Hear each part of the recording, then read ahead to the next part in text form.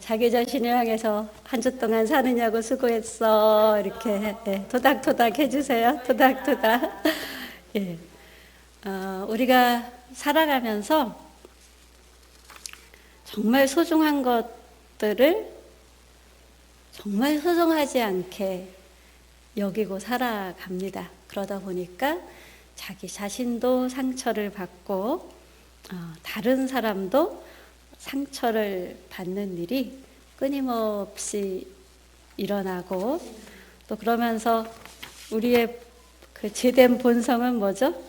너 때문이야 이거잖아요. 너 때문이야. 서로를 미워하고 원망하고 이렇게 살아가는데요. 여러분 자신 한 분 한 분이 참 주님 앞에는 너무너무 소중한 분입니다. 그래서 여러분이 매일 자기를 이렇게 하루 저녁을 맞이하면서 이렇게 토닥토닥 해주면서 수고했어. 내 이름을 불러주면서 수고했어. 이렇게 위로해 주는 것 필요합니다. 자기 자신을 사랑하지 못하면요, 다른 사람도 사랑할 수가 없어요. 내가 불편하면, 제가 막 아파서 막 말도 하기 힘든데 뭐 물어보면요, 제가 짜증이 날 거야, 안 날 거야? 그 사람이 짜증나는 게 아니라 내가 힘들어서 에너지가 없는 거거든요. 그러니까 나를 사랑하고 내 안에 이 사랑받은 기쁨이 충분히 있을 때 누군가를 사랑할 수 있죠. 내가 힘들어서 짜증을 내는데 상대방은 어떻게 생각하죠? 저 사람이 나를 싫어하는구나, 이렇게 받아들이죠. 그래서 이 오해가 또 오해를 낳고, 그러면서 오해는 관계를 깨트리곤 합니다. 자, 우리 한번 같이 해봅시다. 나는 소중합니다. 나는 소중합니다. 사람은 소중합니다. 사람은 소중합니다. 지금 내 곁에 있는 사람이 소중한 사람입니다.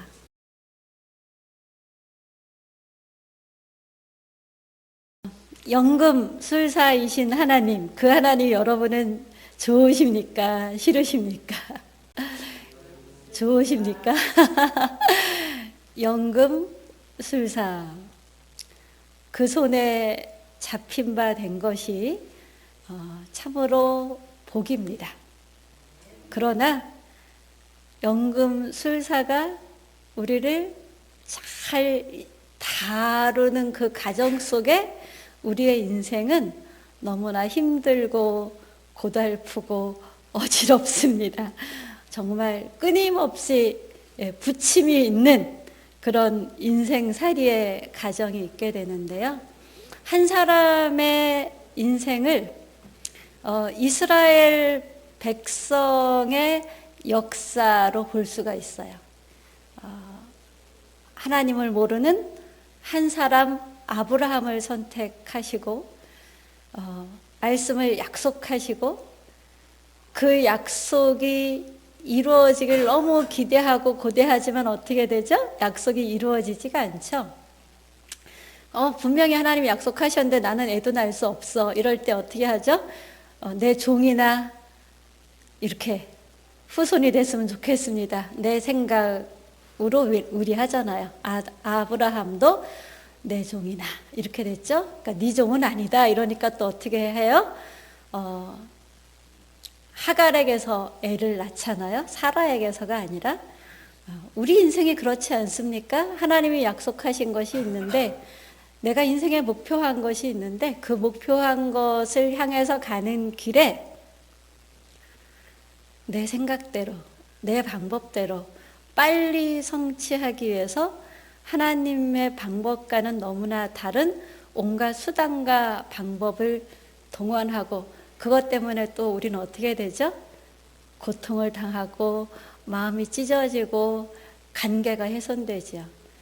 사라가 먼저 아브라함한테 내 몸종 하갈을 취해세요 이래 놓고는 나중에 하갈이 애가 지니까 사라를 막 무시하잖아요. 여자들이 애를 갖게 되면은요, 그렇게 태도가 확 변하잖아요. 사라는 얼마나 억울했겠어요. 또 그 여자가 애를 낳으니까 어떻게 돼요? 또 달라지고, 나중에는 사라가 낳은 애를 하갈이 낳은 애가 어떻게 하죠? 희롱하죠. 얼마나 복잡한 가족 관계예요. 근데 그런 역사 속에서 하나님은 오늘까지 역사를 이끌어 오시면서 예수 그리스도를 보내시고 저와 여러분이 예수 믿는 사람이 되게 하셨죠. 그런 역사 속에서 하나님은 약속의 자손 이삭을 통하여 한 나라와 민족을 약속대로 이루셨지요. 오늘 이사야서 말씀에 보면 26절에 어떤 말씀이 있지요?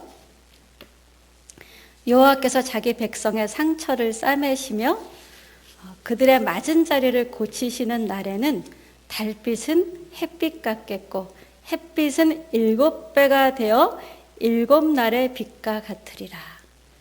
밤이 없는 아름다운 세상, 고통이 없는 아름다운 곳, 그런 삶이 우리에게 있을 것이다.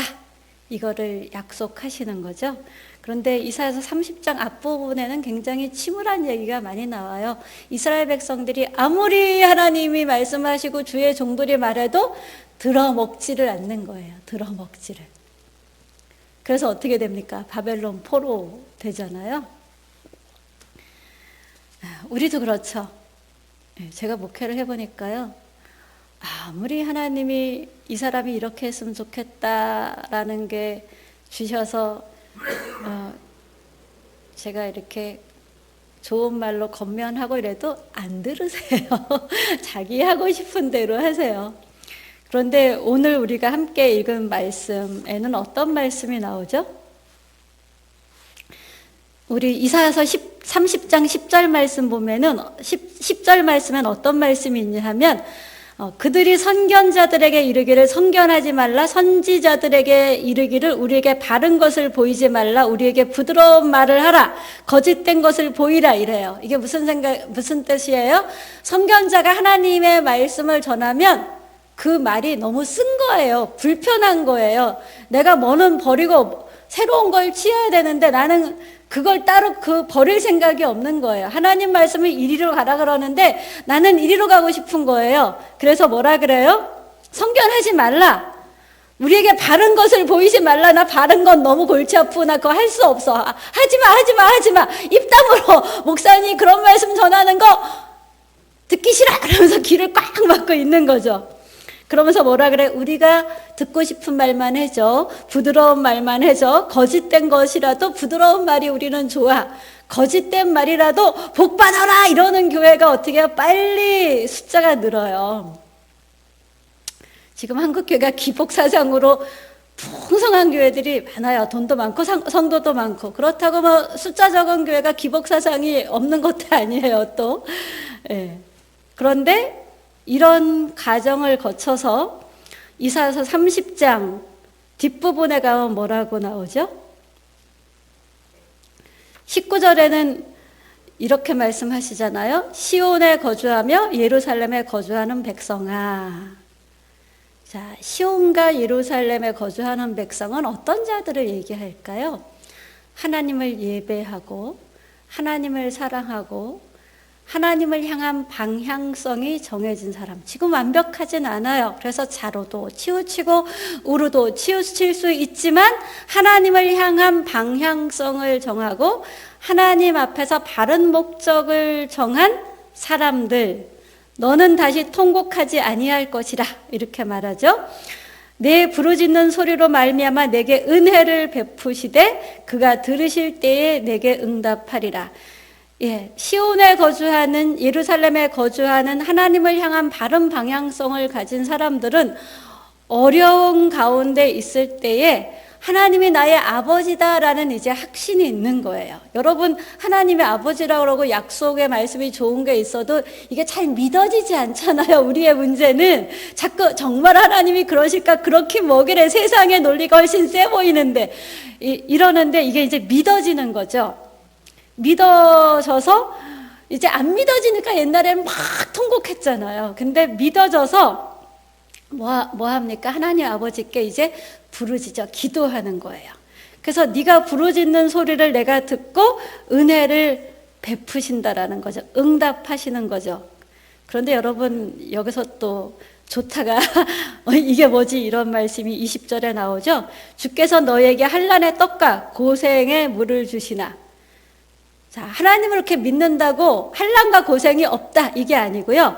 한란의 떡과 고생의 물을 주신대요. 그러나 내 스승은 다시 숨기지 아니하시리니 내 눈이 내 스승을 볼 것이며. 옛날에는요 거짓 선지자가 스승 같았어요.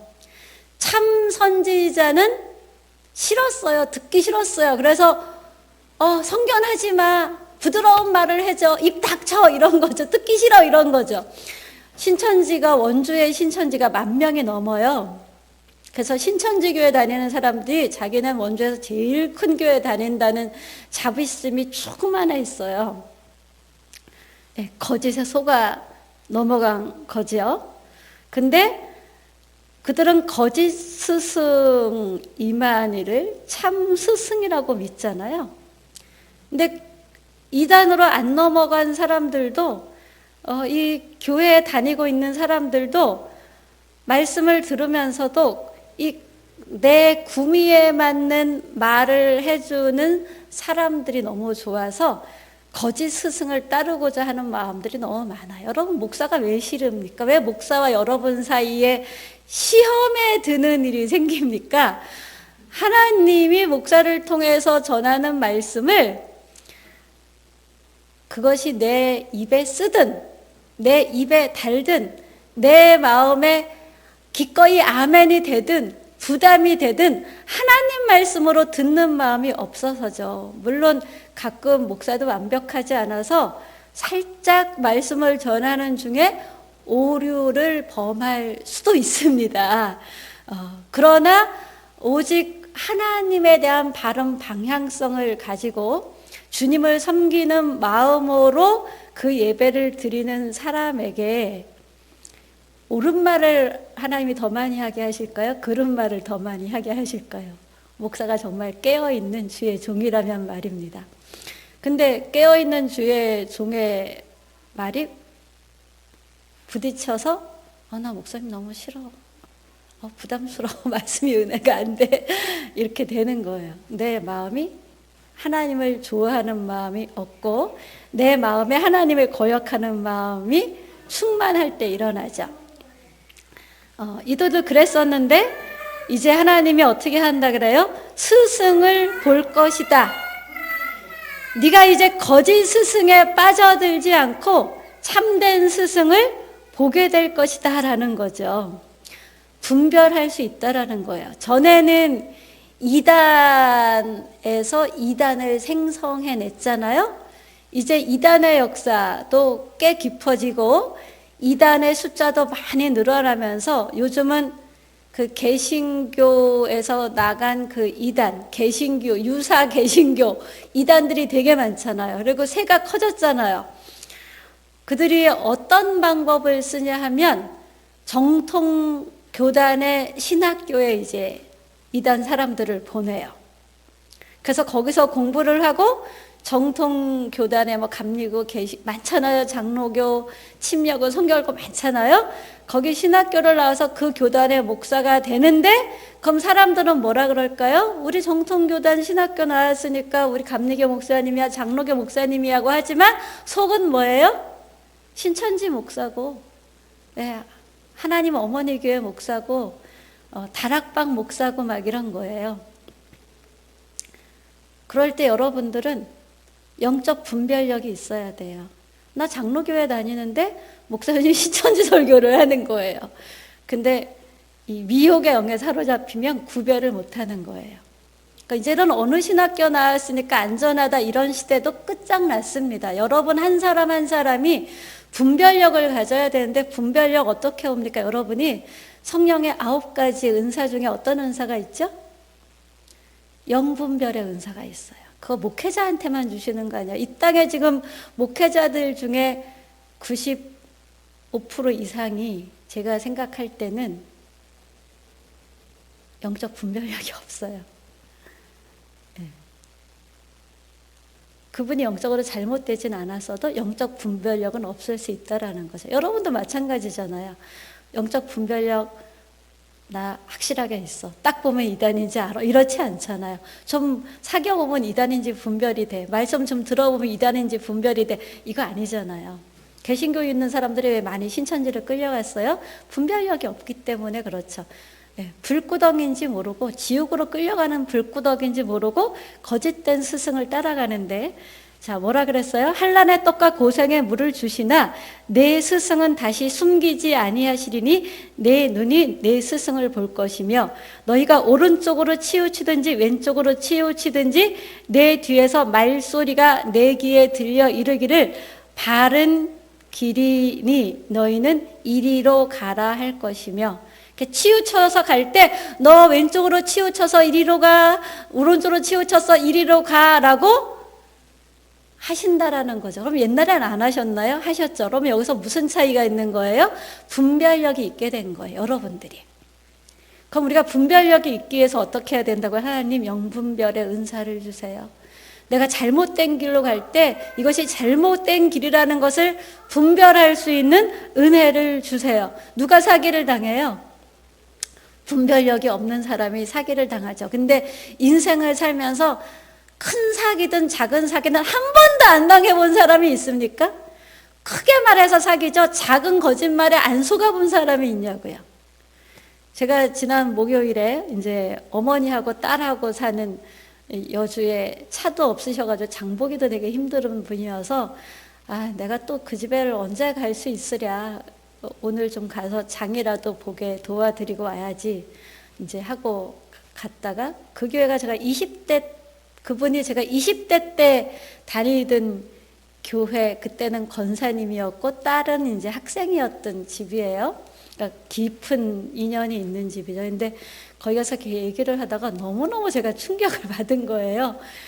나는 그 교회를 내 친정교회 같이 생각을 했었거든요. 그렇게 지금까지 되게 좋은 마음이 있었는데, 이제 만나면 그 교회 얘기가 나오잖아요. 근데 들어보니까 그 교회가 내가 생각했던 그 교회가 아닌 너무너무 이 교회답지 않은 내용과 모습이 너무너무 많은 일들이 있었던 거예요. 그래서 이렇게 보는 게 다르구나. 그런 제가 좋게 보는 좋은 면도 있었을 거고 또 그들이 말한 그 어지러운 면도 있었겠죠. 우리는 우리 눈으로 보는 게 다가 아니에요. 그래서 하나님이 뭐 하지 말라 그랬죠? 판단하지 말아라. 정죄하지 말아라. 판단은 누구의 몫이다? 하나님의 몫이다. 판단은 하나님이 언제 하신다? 마지막 그날에. 백보자 심판에 있는 그날에 판단은 내가 할 거야. 니네는 뭐 하라? 나를 사랑하고 내 이웃을 사랑하라. 이게 하나님의 최대 강령이라 그랬어요. 자, 우리 지속 가능한 교회가 어떤 교회입니까? 우리 아까 보니까 한란에 뭐를 준다 그랬죠? 떡과 고생의 물을 주신다라고 하잖아요. 지금까지 여기 사시면서 한란과 고생 안 당해본 분 있으십니까? 또 이만큼 살았으니 앞으로 내 인생은 한란과 고생이 없을 거다라고 자신할 수 있는 분 있으십니까? 아무도 없죠.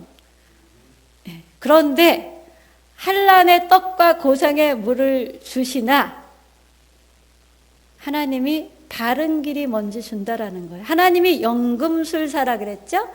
왜 연금술사이신 하나님이 한란의 떡과 고생의 물을 주시냐 하면 그 삶을 통해서 하나님을 닮지 않은 세상의 것으로 쩌들어 있는, 나 중심으로 쩌들어 있는 하나님을 사랑하고 나 자신을 사랑하고 이웃을 사랑하고 이렇게 할 수 없는 우리의 생각, 마음 이런 것들 다 갈라내셔야 되는 거예요. 그래서 한란의 떡과 고생의 물을 통해서 갈라내시고 정죄하고 단련하시고 아주 순금으로 뽑아내는 그 시간을 갖는 거죠.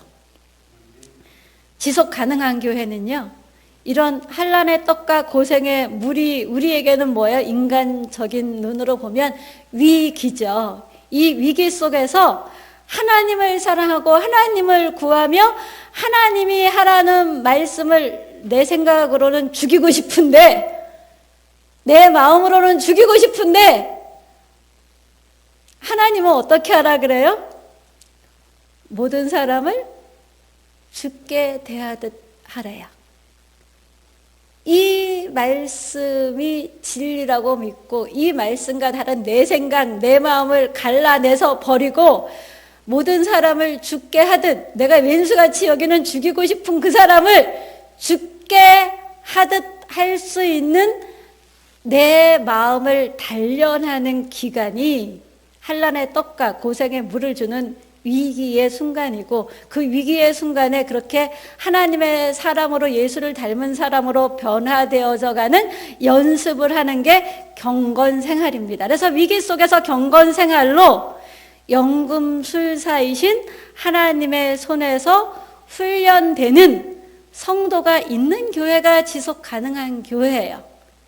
큰 교회가 지속 가능하다, 작은 교회가 지속 가능하다, 그게 아니라는 거예요. 물론 큰 교회는 아무리 잘못된 복음을 전해도 사람들이 계속 몰려들어서 돈도 많고요, 인간적인 눈으로는 오랫동안 지속 가능해요. 작은 교회는 뭐 그러다가 돈이 없어가지고 언제 문 닫을지 몰라요.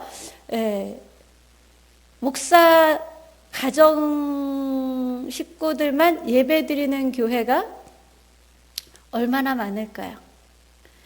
저는 교회로 등록되어 있는 교회 중에서 목사의 식구들만 예배 드리는 교회가 최소한 20%는 되지 않을까라는 생각을 해요. 20%. 그런데 그들이 늘 그들끼리만 예배 드리진 않으셨을 거예요. 근데 그들을 통해서 정말 이 연금술사이신 하나님 앞에 경건생활로 단련되는 성도의 훈련을 받고 뭐 그러다 떠날 수 있잖아요. 어떤 이유로든 뭐 이사를 가든 뭐를 하든 떠날 수 있는데, 또 다른 데 가서 그렇게 그런 하나님을 믿으면서 살아간다면 그 교회는 지금 목사 가정만 예배 드리지만 귀하게 하나님의 통로로 잘 사용된 교회지요. 그렇게 훈련되는 사람은요, 어떤 사람이냐 하면 어떤 상황 속에서도 하나님을 사랑하고 이웃을 사랑하기를 포기하지 않는 사람이에요. 그런 사람의 삶은 어떤 삶이냐? 섬기는 삶이에요. 자, 섬김이라는 거, 우리는 섬긴다 그러면 이렇게 생각하죠. 소비하는 것으로 끝나는 것 같으잖아요. 섬김은 과연 소비로 끝나는 손해일까요? 아니면 받은 선물로 또 다른 선물을 생산해내고 그 선물이 계속 흘러가게 하는 생산일까요? 우리는 소비라고 많이 생각을 해요. 그래서 내가 손해본다고 생각해서 안 하고 싶어져요. 근데 사실은 이건 눈에 보이지 않는 놀라운 힘을 가진 생산이에요. 직접적으로 나한테 어떤 큰 유익을 물질적으로 주는 생산은 아닐 수 있지만 한 사람의 인생을 바꾸고 한 가정을 바꾸고 역사를 바꿀 수 있는 생산입니다. 예수 그리스도가 자기 생명을 바쳐서 우리를 생산하셨잖아요. 그것이 자기 목숨을 소비한 것으로 끝난 것입니까? 목숨까지 주었다라는 건 다 주은 거잖아요. 다 주신 소비로 끝난 것이 아니라 부활과 승천과 다시 오심의 약속이 있고, 우리는 그 예수님 때문에 어떻게 됐죠? 새로운 생명으로 거듭난 영적인 생산물, 영적인 새로 태어난 존재가 되었잖아요. 그런 존재인 우리에게 하나님이 은혜를 풍성하게 누리기 위해서 환난의 떡과 고생의 물을 주십니다. 근데 이 환난의 떡과 고생의 물을 먹는 중에도 하나님에 대한 바른 방향성과 하나님이 나를 지으신 목적을 바르게 파악하고 있는 사람은 자충우돌하면서 원망도 하고 불평도 하고 사람에게 뭐 이렇게 수근수근도 하고, 그러면서 점점 어떻게 돼요? 그게 고쳐지고 그러다 어떻게 되죠? 이제 하나님께만 통곡하게 되는 거죠. 하나님께만. 우린 처음부터 사람들한테 말하지 않을 수 있는 훌륭한 인간들이 아니에요. 그러나 주님 안에 자꾸 훈련되면서 남하고 막 떠들고 수다 떨고 막 욕하고 이러던 게 이제는 하나님 앞에서만 내 애통함을 부르짖고 하나님께 위로받고 하나님께 위로받은 그 위로를 어떻게 하게 돼요? 이제 다른 사람에게 섬기는 삶을 살 수 있는 새 힘을 얻는 거죠. 우리에게는 하나님이 사명에 따른 은사를 주시고 지혜를 주시고 총명을 주세요. 그래서 내 모든 이 희노애락의 곡절 있는 삶들이 소설로 써도 뭐 100권이 나올 만한 인생이 있다고 칩시다. 그 모든 삶들이 사실은 그 삶을 통해서만 만들어질 수 있는 예수를 닮은 성품, 그 삶을 통해서만 만들어지고 생산될 수 있는 하나님이 주시는 지혜와 총명과 은사를 생산해내는 가정이었다는 것입니다. 용광로였다라는 것입니다. 우리는 그런 가정을 통해서 사명을 발견하게 되고요. 그래서 또 그 속에서 나는 죽고 말씀으로 사는 훈련을 끊임없이 하게 되는 거죠. 그런데 그러한 고생의 떡과 그 물을 마실 때 사단이 등장을 할까요, 안 할까요? 등장을 하죠. 그래서 왜 그렇게 사니? 왜 그렇게 사니? 이렇게 쉽게 사는 길이 있는데 유혹을 합니다. 이때 유혹에 넘어가는 사람도 있고 유혹에 넘어가지 않는 사람도 있죠.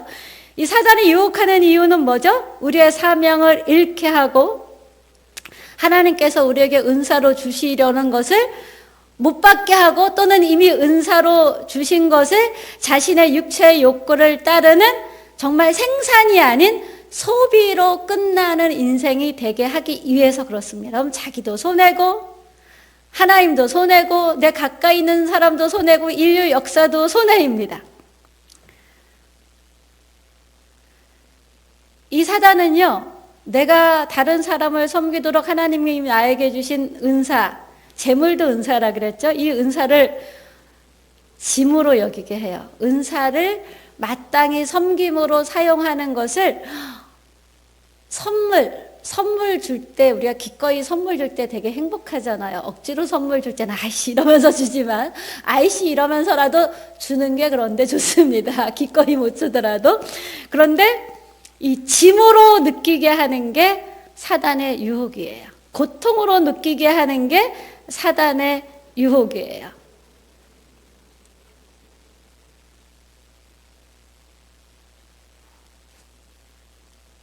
여러분 선물을 많이 받으셨나요? 여러분에게 있는 모든 것이 선물이라고 생각되시나요? 병들어 아파서 누워있는 우리 어머니 선물이라고 여겨지세요? 하루 일과가 다 깨지는데 그쵸? 멀쩡히 살던 우리 가정에 갑자기 자식이 아파서 내가 직업을 때려치고 걔를 수발들어야 될 때 그런 순간들이 오잖아요. 그게 선물이라고 여겨지시나요? 우리는 세속적인 가치관을 철저히 가진 인간들이라 그런 게 선물로 안 여겨져요. 근데 그것도 하나님의 선물이에요. 하나님이 이 가정을 통해서 내가 뭐를 더 소중히 여기길 원하시는지, 그 가정을 통해서만 얻을 수 있는, 그 가정을 통해서만 개발될 수 있는, 증진될 수 있는 능력은 무엇인지 그걸 파악하고 그걸 빨리 이루어내는 길이 그 고생길에서 빨리 탈출할 수 있는 길입니다. 자, 그런데 우리는 그렇게 그것을 선물로 여기고 하나님의 마음으로 주께 대하듯 하는 삶을 사는 게 뭐냐 하면 경건 훈련인데요. 사단은 우리의 마음 속에 그렇게 안 해도 돼. 너 너무 고생했잖아. 그러면서 막 육체 욕심, 인간적인 편리를 막 따르도록 막 유혹을 하는 거죠. 그래서 미혹을 당해서 믿음을 버리게 돼요. 그래서 유혹을 당해 믿음을 버리게 되면 내가 이제 거짓말도 하게 되고요. 누구도 미워하게 되고요. 뭐 음행으로 내 욕구를 충족시키기도 하고요. 간음을 하기도 하고요. 그냥 돈에 미쳐 살기도 하고요. 그렇게 되는 거죠. 근데 그렇게 산 삶이 디모데전서 6장에 보면 더 많은 근심으로 자기를 찌른다고 나와 있어요. 내가 나를 찌르는 걸 뭐라 그래요? 자해하는 거죠. 우리는 실제 어떤 무기 같은 걸로 나를 찌르는 거는 자해라고 생각하지만 나의 그릇된 행동들과 선택의 결과로 나를 찌르게 하는 건 내가 자해라고 생각하지 않아요. 성경은 그게 자기를 찌르는 거다. 곧 자해죠. 사단이 이렇게 자해하도록 유혹합니다. 또 이제 내 안에서는 내 내적으로는 그렇게 유혹하죠.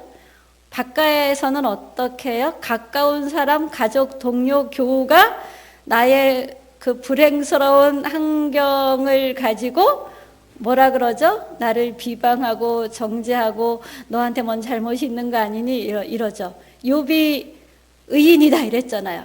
그런데 하나님이 사단한테 맡겨버렸잖아요. 욥이 잘못 살아서 벌을 받은 게 아니에요. 근데 너무나 오랜 고통을 당하죠.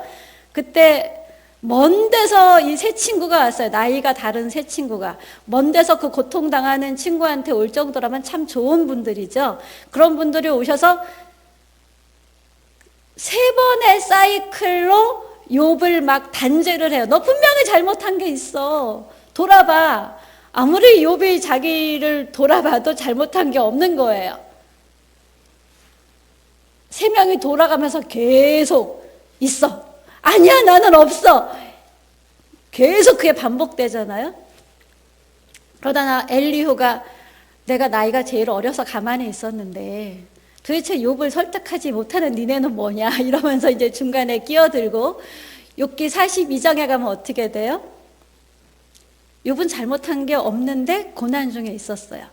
여러분이 잘못해서 자기를 찌르는 자해가 있고요. 여러분이 잘못한 게 없는데도 하나님이 한란의 떡과 고생의 물을 주시면서 우리를 단련시키는 과정도 있어요.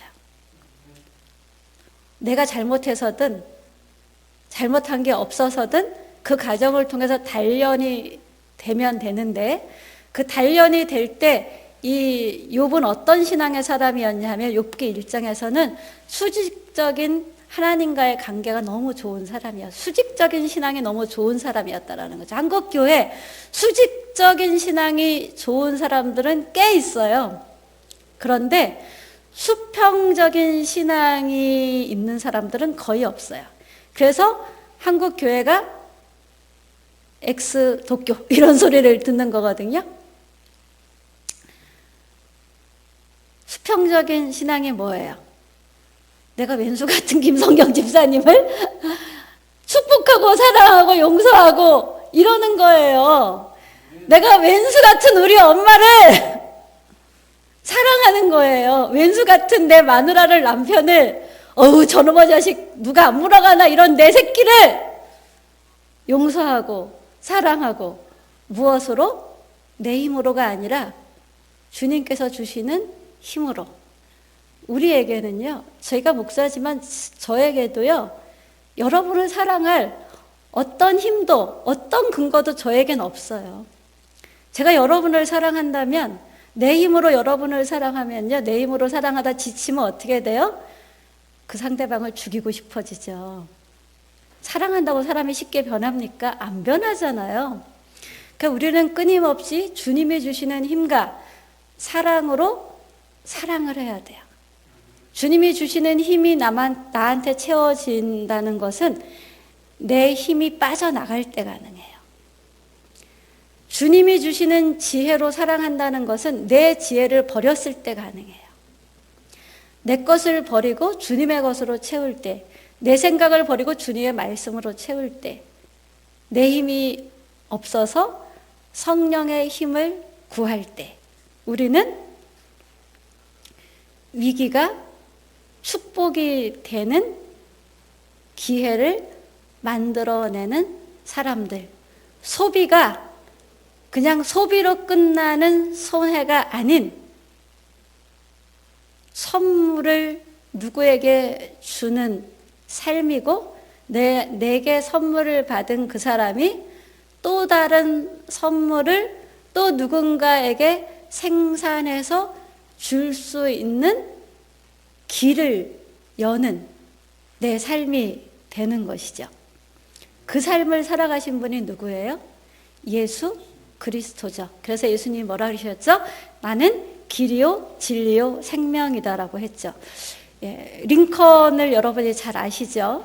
이 링컨이 뭐 이렇게 정치가로 승승장구하신 분이 아니잖아요. 이분은 학교도 제대로 못 나오고 독학을 하고 이러는 분이었었죠.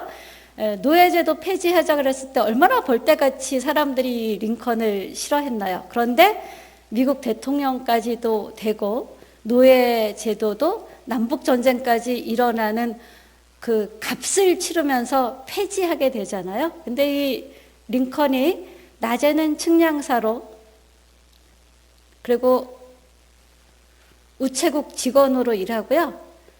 밤에는 판례와 사례를 읽고 또 읽었대요. 네. 뭐 상원의원, 하원의원 떨어지면 뭐해요? 이렇게 일했다는 거예요. 그러면서 낮에는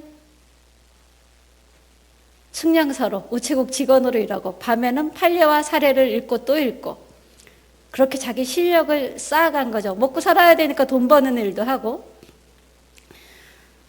그러면서 그는 사회적인 따돌림과 정치적인 이단화로 찍혔지만 그러나 지속적인 노력과 절제의 삶을 살고 약점과 결함을 직시했대요. 제가 이 나이쯤 살아보니까요.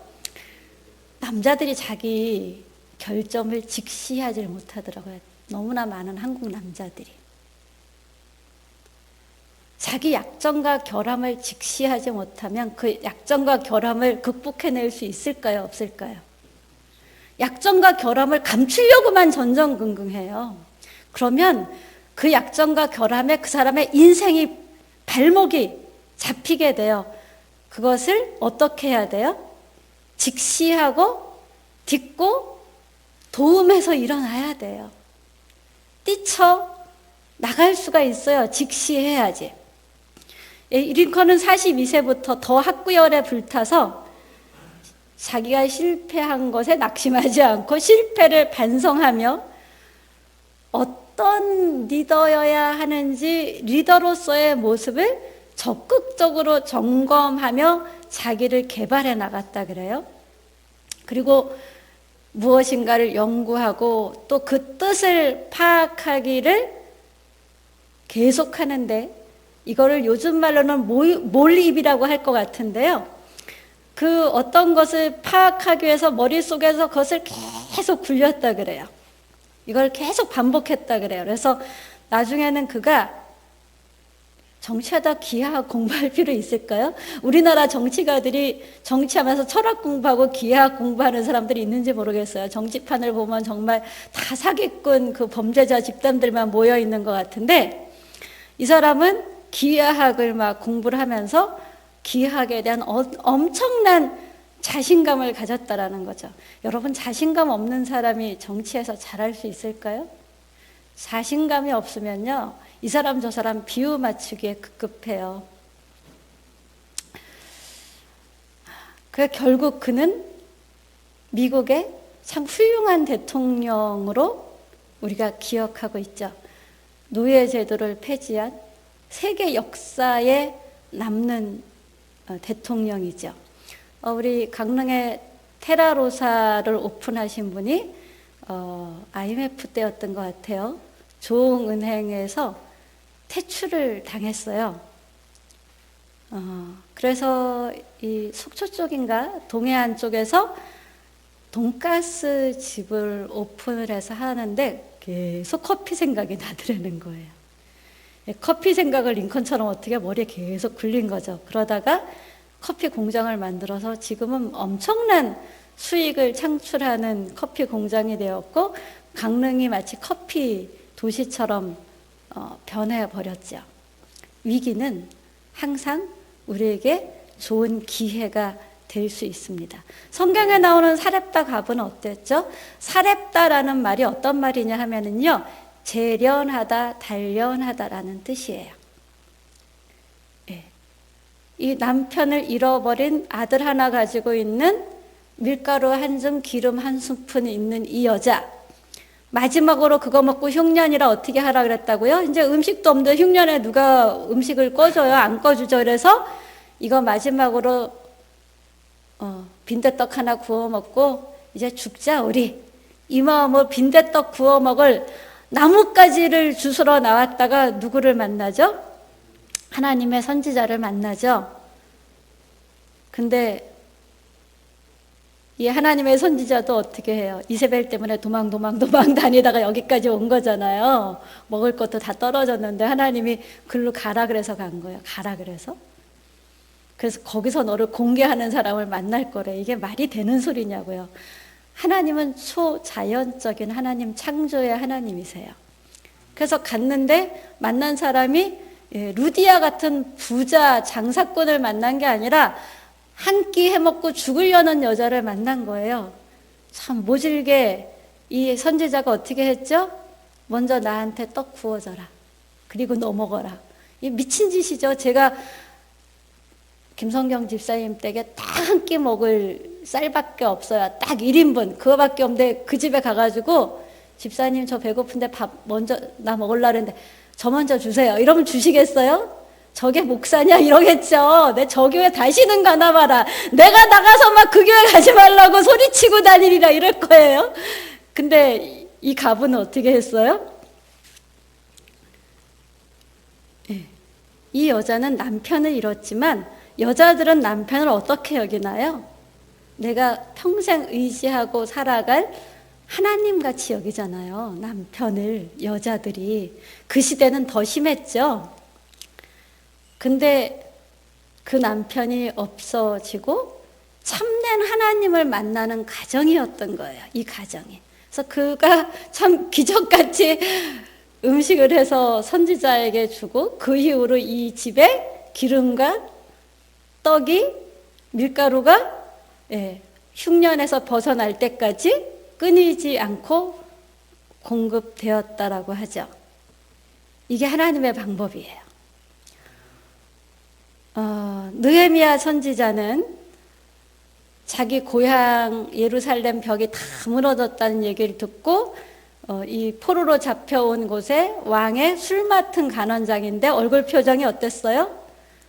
어느 날 갑자기 그 소식을 들으니까 썩은 표정이 된 거죠. 왕 앞에서 썩은 표정을 대면 죽음이죠. 그런데 이분이 얼마나 성실하게 그 일을 잘했으면 왕이 오히려 염려하면서 오늘 너 표정이 왜 그러니? 이랬더니 그거 어떻게 했어요? 그 자리에서 기도하면서 얘기를 했고 그러면 어떻게 해주면 좋겠니? 그러니까 거기에 필요한 물품들 이게 다 준비됐다라는 거예요. 내 성을 예루살렘을 건축하려면 이런 게 필요한데 다 이미 생각하고 있었다라는 거죠.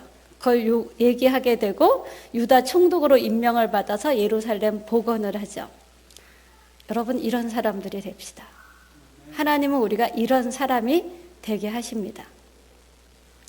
그래서 더 인격적인 풍성한 삶으로 한란의 떡과 고생의 물을 통해서 우리를 이끄시고 계십니다. 여러분의 한란의 떡과 고생의 물 가운데도 하나님 뭐를 주신다고 지금 약속하셨죠? 스승을 주겠다. 네가 좌로 치우치고 우로 치우칠 때 내가 뒤에서 말할 거다. 글로 가지 마! 이렇게 말할 거라는 거죠. 이쪽 길이 바른 길이야! 말할 거라는 거죠. 그 길을 열어주세요. 여러분 기도하시기 바랍니다. 미디안 상인에게 팔린 요셉은 어떻게 되었어요?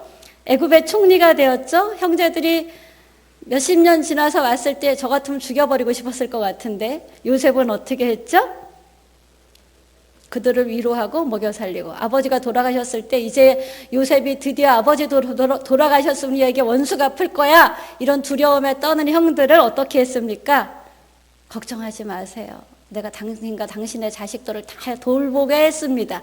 이게 뭐예요? 수평적 신앙생활을 하는 인간으로 요셉이 변한 거예요. 욥도 42장에선 그렇게 변하거든요.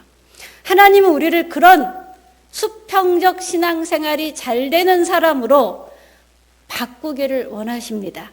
그런 저와 여러분이 되기를 예수님의 이름으로 축복합니다.